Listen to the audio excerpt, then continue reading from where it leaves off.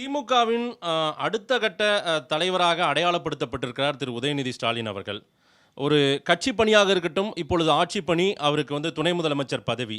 அதற்காக அவர் உழைக்கக்கூடியதையும் அவர் செயல்படக்கூடியதையும் நீங்கள் எப்படி பார்க்குறீங்க? எப்படி தலைவர் கலைஞர் நம்முடைய முதல்வர் அவர்களை பார்த்து ஸ்டாலின் என்றால் உழைப்பு உழைப்பு உழைப்பு என்றாரோ, அதே போலத்தான் இன்றைக்கு நம்முடைய துணை முதல்வராக இருக்கிற அண்ணன் உதயநிதி அவர்கள் உழைப்பு உழைப்பு உழைப்பு என்பதை தன்னுடைய தாரக மந்திரமாக ஏற்றுக்கொண்டிருக்கிறார்.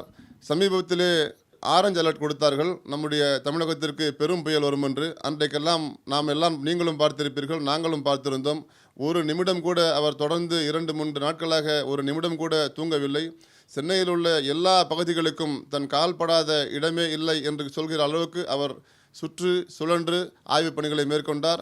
இன்னும் நாங்கள் இருக்கிற என்னுடைய திருவொற்றியூர் மேற்கு பகுதியில் இருக்கிற எண்ணூருக்கு அருகே ஒரு தண்ணீர் தேங்கி இருப்பதாக ஒரு தகவல் அவருக்கு ட்விட்டர் மூலமாக சென்றிருக்கிறது.